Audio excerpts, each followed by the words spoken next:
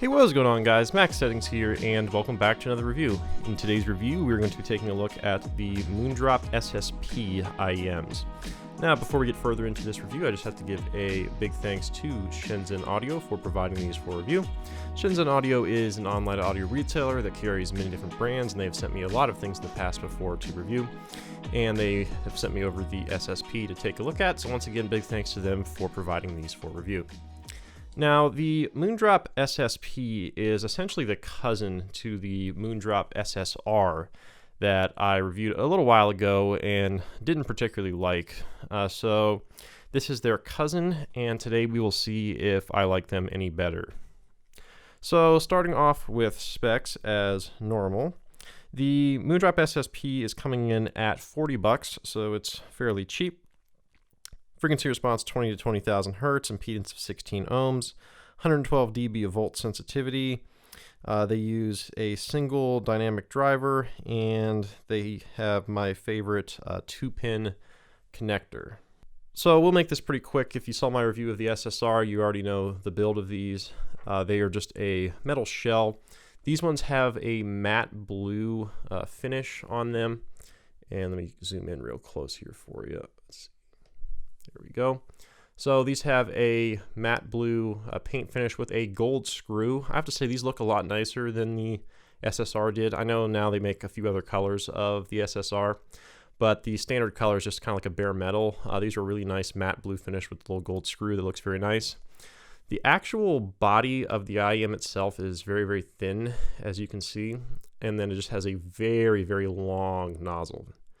So if you even pull the tip up, you can see how much further out it sticks. So yeah, that is a really long nozzle on a very thin shaped IEM. The body kind of like a heart shape to a degree, and they're not very heavy. They're just a very small IEM. And yeah, they feel very solidly built for $40, and they look very nice. So good build on the SSP. So as far as comfort goes, I also do find them very comfortable, just like I did with the SSR. They're so small, they really can't hit much in your inner ear just because they're just a tiny, tiny little body. The only area where people might have issues is with the very long nozzle, depending on the curvature of your ear. But for me personally, I do find them fairly comfortable, so not too bad all around. Now, as far as included accessories go, same cable as the SSR. Which is decent, nothing special, kind of rubbery, slightly stiff, but kind of like a silver-plated copper with a little 2-pin, little plastic Moondrop splitter. This was like an early production pair before they had the full packaging. So I believe they also do come with a little carrying bag that the SSR did, and they come with a few other tips. But very simple packaging, which they are a cheap IEM, so nothing out of the ordinary there. So now moving into the sound of the SSP. So the SSPs seem to have like a 6 or 7 dB bass shelf down there in like your 20 hertz region, which is a bit of a contrast from the SSR, which was kind of rolled off there at the end. So these have a very, very boosted sub bass area, and your mid bass going out until I'd say about 150 hertz or so is continually boosted up about 6 or 7 dB. It starts rolling off and flattens back out by the time you hit around 1K, so you have a lot of sub bass and a lot of mid bass on these. After that, you have that and still really, really shouty vocal region that seems to peak somewhere right around 3.5, 3K. There's just that very, very forward shouty vocals that I did not like on the SSR, and then your treble is also elevated a couple dB up in that like 7, 8, 9, 10K area. And then they don't have too much air really above 10K. That like, I'd say like right after 9K is where they start rolling off, but despite that boosted treble up in that upper treble region. So essentially they have more or less the same frequency response that the SSR did, just with a very, very boosted bass region. Now, in terms of other things, as far as detail goes, I don't find them particularly detailed. I didn't think the SSR was particularly detailed either, and I really don't think these are much different in terms of detail. They're a $40 IEM, so they're really not going to be that detailed. These ones, I'd say maybe you're slightly better than the SSR, which they're probably not. It's just probably just the frequency response making me think that, because it's somewhat more agreeable to me, but overall resolution is not particularly great.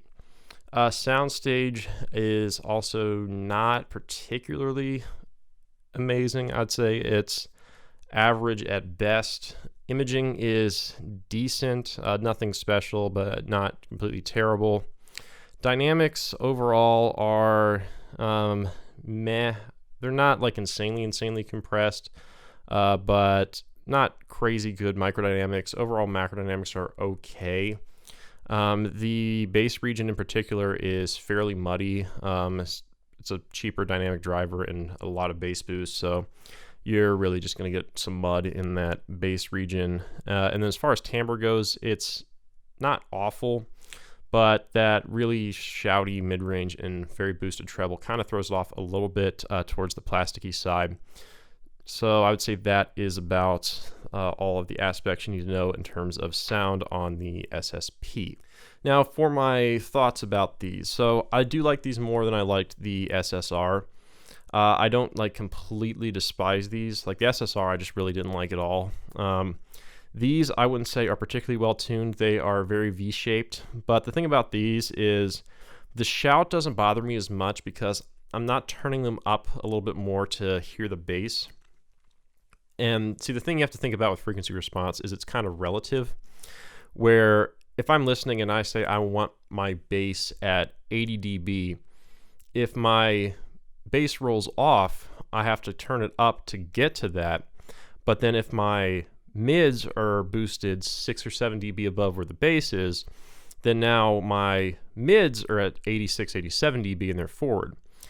If my bass is only, 3 dB below my mids, when I get the bass where I want it, then the mids are only 3 dB louder than the basses. So you have to remember frequency response is relative to the rest of the range. So these, to get some sensation of bass, you're listening at the mids a lot quieter, and same with the treble, so they don't come off as annoyingly shouty. So I'd like them a little bit more than I like the SSR. I still don't think they're particularly great. They're very low res, they're very V-shaped, and they're just really, really warm and kind of muddy. I wouldn't say they're completely awful. For $40. That's about what you're going to expect. They're acceptable. And if you want just a very bass boosted V-shaped cheap IEM that looks decent, it's fairly comfortable, I would say this is not a terrible pick. I mean, it's less V-shaped than like the Blonde BL03, so I guess there's that. So all in all, not terrible. I would personally just pay a little bit more and get a 10 T2 Plus. I liked that a little bit more than I like this. But if you want a cheap, I guess stylish V-shaped IEM, not a terrible pick, and I guess you can go with this. But anyway, guys, I hope you enjoyed my review of the Moondrop SSP. Once again, thanks to Shenzhen Audio for providing this for review. Links of where to buy this in the description below, as well as my Twitter, my contact email, and all other relevant information. But anyway, guys, I hope you enjoyed the review. Look forward to seeing you in the next one. Bye.